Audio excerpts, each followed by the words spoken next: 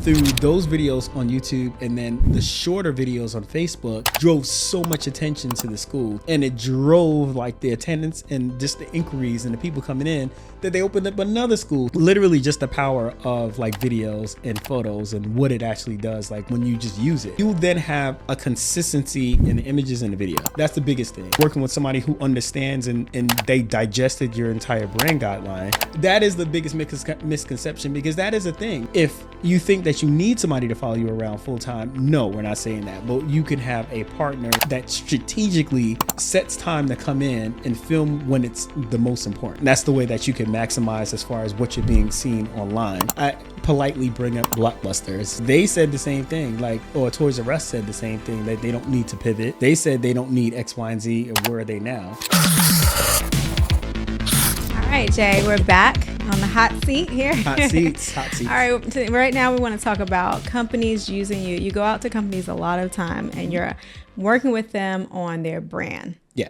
And what is that basically, their brand? What are you doing? So really it's just like the company. I know people keep getting mistake like what brand is. So just think about like your company's image and the voice that it has when the company is like closed for the day, or what people associate it with, or that particular plateau as far as saying this is that company. Okay. Like Nike, is like the whole just do it. And it's like, in sports, it's high end, like as far as like the high performance, exact. So with companies, like when they usually call in and they say, hey, we want to do like a promotional video on XYZ, and they have brand guidelines, which is also good. Like I think every company should have some type of brand guidelines. Like, heck, we have brand guidelines. J.August Media has brand guidelines, like things that when you see it, it's associated to that particular company. It should have it. Most companies do.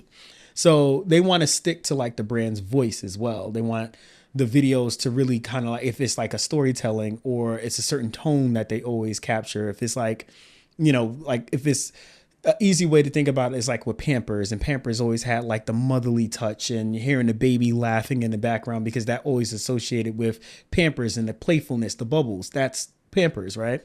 So when we usually come in, it's like we're following that. I'm following, as far as what they're trying to portray inside the video or what they're trying to get across for the video, like the overall feel of that. The other thing that I would say is that if they're particular to like certain things, is to make sure that you just like sticking to that. I think that's one of the biggest things that like some creators, they try to come in and kind of change it. But usually if a company has a brand and they've went through that whole process, stick to the process, stick to what they've already paid for, and you just enhance it from there, And what's the first thing you always suggest to them? You go back into your photography side, and what is one thing you need to do this first? Yeah, the base. Oh gosh. So the way how I know, like say if I get like an inquiry that comes in and we set up a Zoom call and we're on like a face-to-face, if like your picture pops up and it's from like a cell phone and you're representing the entire company, or for like you're a CEO or you're the CMO, most of the time it's like a CMO. And you're like, what is this? Like, where's your headshot, Or, I immediately look for people on LinkedIn, especially if we connect business wise. And you may see, you are not the same person that I jumped into. So I always recommend people just have a headshot across the board. Even if, for instance, if you're on vacation and you took some really great images as far as like a family shoot, but you have like a nice button up polo shirt or whatever the case may be, like use that if you don't want to be super stuck up with a shirt and tie. But it should be professional. It should be that. I think that's one of the greatest things that when I go in, first time across the board, if I'm doing content for a client, I say, hey, if we're going to do monthly content, the first month automatically has to have like a photo shoot built in, because we need clean images. If I have to put something on like an outro portion of a video, I want it to be clean. We can cut it out and it's sharp and it looks like you right now. So that's the first thing I always recommend to any client that I'm working with.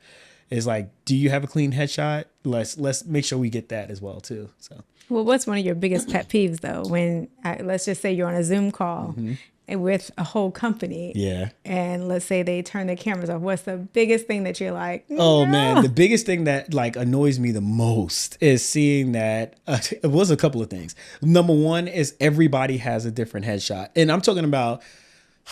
Sometimes I'm on with really big companies and they may be like 8 people on, And everybody, say if they had their cameras turned off and you don't see like their name, just like, Jason LaPointe, you see like a headshot and everybody's is different. One person's at the beach, one person's holding his dog, one person's throwing up like a sign. I'm like, what is this? This makes no sense. Like, how could you be representing a company or an agency and they all look different? So I think that's one of the biggest things, like the biggest opportunity for some companies right now is realizing like if you have like a person who does like online sales or they're speaking on behalf of the company, just think about if they call like a company that's out of the country and then their cell phone for some whatever reason it lose bandwidth and they can only hear audio and it switches back over to like the default headshot.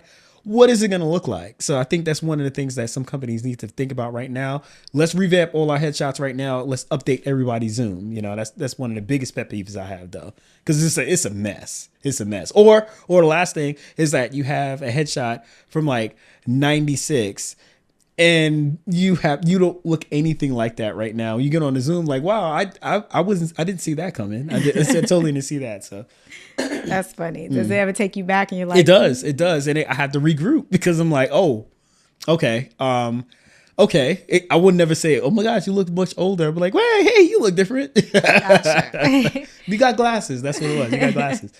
So why is it important for a company to hire a company like you guys to come out to help with their image? Wow. So I think the biggest thing, like for my company or any other company out there, is when they come in, is you then have a consistency in the images and the video. That's the biggest thing. So I always suggest, even though I know some people don't do photo and video companies do benefit the most to an organization or to an individual because it's the consistency to which the photos match the video. That's the biggest thing that they need to start realizing. Like, because I've noticed that even like be honest, like weddings that I've done, the videos look completely different than what the photos look like. The photos may be, more of like that dark, or I forgot the term people were using, like that, not gothic, but that kind of like that darkish kind of feel for the photos, but then the video is light and airy. Like that's a big disconnect. Whereas if they match, it overall tells the story overall better. So even if you're posting something for your company online, like the photos that are taken at the event that you guys were at kind of matches the video, the highlight video when it comes out. It's not such a big stark difference between the two. So I think that's one of the biggest benefits. Number two is actually just working with somebody who understands and they digested your entire brand guideline. Because once you have like a relationship, or what I call is I'm sorry, I'm losing my train of thought. But if you have a content partner, that content partner is invested in you as well. So at that point, we know what exactly is in your brand guideline. We know the do's and don'ts. We know this person likes to be shot on this day versus this day. We know that this person does not like taking photos, so we will not get him in a photo. And we also know that this person does not like to speak on video, so we're not even going to ask again. There's companies I've been dealing with for like years, and there's one in particular I know every time they see me is like, you're not going to do it. I was like, I will never do it. You told me once, I will never ask you again, because we've been partnered for so long. I think that's the benefit. And it's also like a good relationship, because once you're working with a certain content partner for a while, you become comfortable. You already know what they're going to shoot with, how they're going to set things up. You've seen the work that came back, so you understand like, okay, I already know I told him that this particular portion, if I say this, that he'll edit it out. I know that they're going to do that. The team got that. So they're more comfortable and be more open doing the camera too. So rather than you always bringing somebody different in each time you have something, it's like you're re-explaining the same things all over again. And this doesn't make any sense, at that point. Yeah. What would you say to companies who are like, I don't need that media stuff. I don't need to, because you've had those companies who will get a quote from you, but they're like, I got a cell phone. I don't really need that. We don't really do social media like that. What do you say to them? I always say, I politely bring up Blockbuster. It's like, hey, they said the same thing, like, or Toys R Us said the same thing, that they don't need to pivot. They said they don't need X, Y, and Z, and where are they now? I think it's good to say, hey, we could do this, but I'm kind of going back into like, leading by faith, because if you're operating in your calling, then great. If you could master a cell phone and capture content for your company and make sure that all goes well, while you're doing everything else in the company without slipping or falling off, then great, keep doing it until the point where you reach capacity. But if you're bringing in a company that does this full time, day in and day out, they're going to be capturing things or thinking about things that you're not even thinking about. Like instead of you holding the phone like this, like, no, you need to turn it this way because we're capturing this whole thing. This is going to be this amount of minutes. You're not going to post that to a vertical. We need to post that somewhere on LinkedIn or YouTube. So you're when you're hiring them in, you're hiring in expertise. And it's also taking it off your plate where a lot of companies that, or a lot of individuals that we were posting for or we post for, we always say like, it just takes that personal feeling out, that hesitation. Like, I don't really want to put this out. Like, just take it out because it needs to go out. You may think it's cringe, but it's not cringe. It's exactly what the person that wants to buy from you needs to hear. You may just not like the way you said it, but guess what? You said it exactly how they need to hear it. So that's the one of the biggest things I would advise them. If they just want to do it on their own, great, until you reach capacity. Or if you're finding that you're starting to slip because you made a commitment that you'll do it for a certain amount of times, during the week, and you're not meeting that, I think it's time for you to like reinvest and really just rethink where you can move things around to get somebody in there to help you out. No, there might be someone over head of a company and they're thinking, oh my God, you mean I have to have someone with me on staff 24 hours, 24/7? No. What do you mean by like hiring you to come in? No, not at all. So that is the biggest misconception, because that is a thing. There are people who have people follow them around if they're on for 8 hours and their company has that bandwidth for it, as far as they can afford that. That is amazing because everything is being, captured at that point. There's head of content for companies.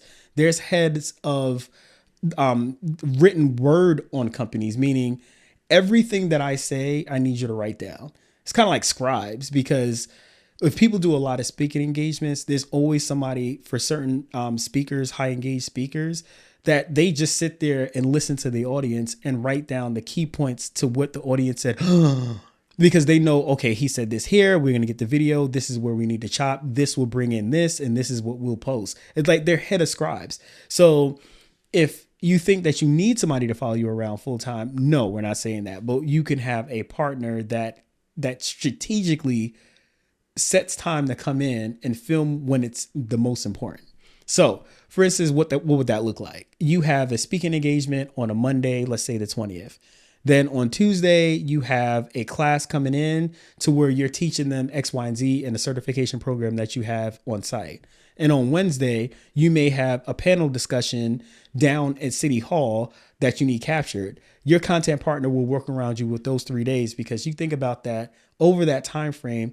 That's coverage that you have, a long form coverage, and there's so many different cuts that you can make from there that will fill up an entire month with content, because at that point it looked like you're everywhere, but it's only been for 3 days. So that's kind of what it looks like. The other thing too is having someone when they come in that you have a partnership with, is that if you have an organization of, we're just talking small, you have an organization of 12 people, that's 12 different personalities, 12 different job roles, 12 different things going on in each of those persons' capacity as far as their job function. So then you then have it to where, like, okay, for this month, we're highlighting Haley, and Haley is the customer service representative that's responsible for bringing everybody in. She has a whole different story that people may just hear on the phone, but she's the one that brings the people in. So let's get to know her and content going out for her. So it's not 24/7. It's structured in a way to make sure like you're getting the most out of the time when that photographer or videographer is there, or your content partner is there. And that's the way that you can maximize as far as what you're being seen online. And then in the interim, you can inject stuff in there as well, like on cell phones and such like that, or Osmos that you can use, Okay. And the last question for you I have is that I know a lot of the times you get companies who maybe they did hire someone to do this and they're calling you because it's oh God, I had this person, and this happened to you recently. I've had this person, I have some footage, but they're done. Or maybe the footage is, you get it and you're like, what is this? I know. So what can a client do to make sure, or someone do to make sure that they're getting what they actually ask for? Yeah, I think the biggest thing for anybody out there that's dealing with this, because this is 3 times in the past week, literally 3 times in the past week, we've been hit by saying, hey, we have this and we need help. So what happens unfortunately is a lot of people may look at a corporation, oh man, they got cash, and they may overpromise the things that they can actually do when they truly and honestly know that they can't do it. Now, I'm not saying entrepreneurship, we all know we build a plane when it's flying. We build it. If we get an opportunity, we'll figure it out. But a lot of times what may happen is that they've never actually to the point like, fulfilled on this particular thing the client's looking for. And that particular person may not have had deliverables or what they're actually giving in place. So they say, oh yeah, we can do it. And then what happens too, to be honest, is two-sided because the company may have something called scope creep. And basically what scope creep is, it starts off with one thing and then it keeps adding on as time goes on. So you ever agree to a price, but then it keeps going up and up and up and up and up. And like the tasks keep adding on. So if you don't have a deliverable in place saying for this amount, we will deliver this, and it's written and it's set in stone and it's signed, then there's no end to that project at that point, So let's go back to where a company is kind of dealing with, they have things and they can't deliver on it. A lot of times they may happen, unfortunately, as if the company goes in and they're just looking for the cheaper price, because one person's the cheaper price that they may have paid could be somebody else's highest price. And they just oh my God, we got this cash. They're not even thinking about how can we fulfill this. They just give us the cash and we're going to make it work until they figure out oh, wow, this is way more than I actually anticipated. We really can't do it. So what they can do from that point is just make sure that they check the past work, don't look at the fact that they're really creative in the videos that they made. Let us see a video that looks like what we're asking for. Even if it's not identical, it has to be within the same realm. I found a lot of times when I'm going through the footage that a company will give me to try to see if we could clean it up or just edit it. And then I search for the person and the videos are you didn't look first. These are music videos. They're 2-minute music videos. You're asking for a 20-minute documentary. There's a big difference between the two. Rather, I know you're shooting a music video. You're trying to tell everything in 2 minutes or 3 minutes, but you're asking for a 20-minute in-depth documentary where they're going to be funneling through 7 hours worth of footage. What did you think was going to happen, So that's one way. And the other way from the creator standpoint is just make sure that you understand what you're getting into and just make sure you have a set deliverable. Even if you don't get it signed, have an email and just have a confirmation in the email. I got confirmation for David on 6/20 that the deliverables, that the scope and the deliverables lined up. So this is what we're delivering, So I think that's one of the biggest things. But for my companies out there, I'm pleading with you guys, just check to make sure. There's portfolios that we send out that has different videos for different things that they're asking. We've shot a lot. We've photographed a lot. But if they're asking for a conference video, I'm going to send them conference video so they could see, okay, this is the editing style. I understand it. We're not going to send them a wedding video. It doesn't make any sense from that point, So Gotcha. And you also, another thing that drives you bananas is when you see creatives who add a bunch of the funny clip art and you're or something like that in those videos when it's not necessary. So that's another reason they should kind of look into what the videos actually look like. Correct. Yeah. I think also the one thing that would save a lot of the headache is if a lot of companies, if they approach a creative or an agency or just a videographer in general, without giving them saying, hey, we want this, and this, they say, hey, we're looking for videos like this. This is the time frame to which we're looking to shoot it, and we're looking for a creator who can work a room and also capture interviews from a person in a loud setting. That could be it, because I think a lot of times what may happen is that there's so many restrictions. The person may come in and I didn't even know I could do that because you gave me so many. I was in a box. You can't move here. Don't shoot here. Make sure you get 10 people of these people lined up. What if the second one is not there? What else are we going to do? You got to give them some kind of leeway or gray area to move around and capture what you can capture. But yeah, for the clip arts and the videos and such like that, I think that just has a lot to do, unfortunately, when people get set in their ways and they're no longer learning. Meaning, I've been doing this for 10 years the same way. Nobody's ever complained. But you also have to back that statement up of, have you ever asked anyone? Do you notice that you're getting the same clients all the time, or are you always chasing a client? So it's really what that comes into, is they're not really paying attention to what's going on in their field, or what's really not paying attention to what it's like what's not trending, but what companies are really looking for. Because ultimately, a company is really not going to care on how cinematic something looks. They just want to care about if it's converting, bringing them sales. That's it. So you may want to come in and have drone shots and pyrotechnics and, all of the latest like effects and stuff. They're like, that's all good, but is it going to get a sale? Because we just need to stay open, so. Can you tell me one client that you had that, or maybe a couple, that really gave you that touch in, like showing that your work really meant something? Like maybe that it brought them more clients, opened up new buildings for them, whatever. Oh man. So 2 instances we had that. Before it was at my son's school, and this was really cool because it started off like us just filming. Really, it started up from, I want to say, a selfish place, because I was filming because I want to make sure I capture everything of the kids. I wanted every video there was, until they started noticing, like, you film here a lot. Like, yeah, because we just want to make sure we capture everything so we could, use it back for like bribery when the kid's older. Not really, but I'm just saying. But then we started filming it, and it was like, hey, when you film those videos, do you mind putting it on our YouTube? It was like, do you have a YouTube? Like, no, we don't have one. I was like, let's start one.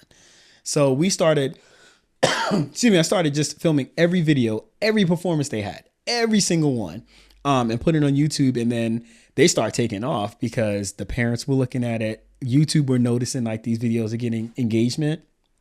And then it was a spelling bee, and it hit like 1 million and something views. And we were like, what is happening?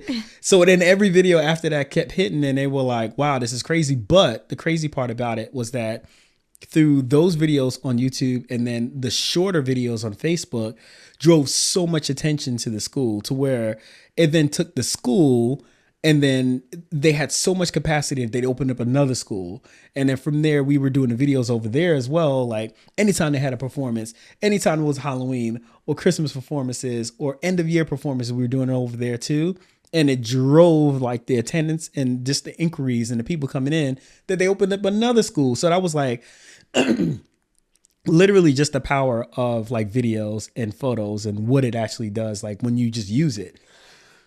Excuse me. The other time was when recently we did it was like a cohort application video, to where they could come into like this special cohort in Atlanta. I'm not going to mention the company's name, but it's a nonprofit, but they could come in and they could then do really great advocacy work in the school system.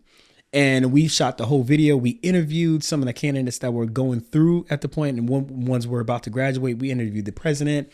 And I got in and I was able to just show all the awesome things they were doing. They were at the local schools, but it drove 500 applicants to their site to be just filled out. They were like, we've never had engagement like this before. But we just thank you so much. Like this video, it just completely blew our program up, because they were getting people to come in. And I'm talking about, these are like PhDs and doctorate students. Like these are people who invest a lot into like the things that they're doing, the advocacy work that they're doing. And it was driving people from all over the country, like I'm superintendents and stuff. I was like, wow. So that, again, it just goes to like the power of like, once you understand what the brand wants, and you understand like what their vision really is, and you can nail that, that's where I think like, it all comes full circle. Nice. All right. How can people contact you? Because I know if they want to work with you to make sure that you can actually get their content and it really show what their company stands for, their values, and get them really out there, because social media is everything now. And if you're not on social media, where are you? So how can they contact you to get your information? All right. So if several ways. You can find me on LinkedIn at Jason LaPointe. You can find me on Instagram at j.augustmedia, or shoot me an email at info@jaugustmedia.com. All right. Thanks. Until next time. Till next time.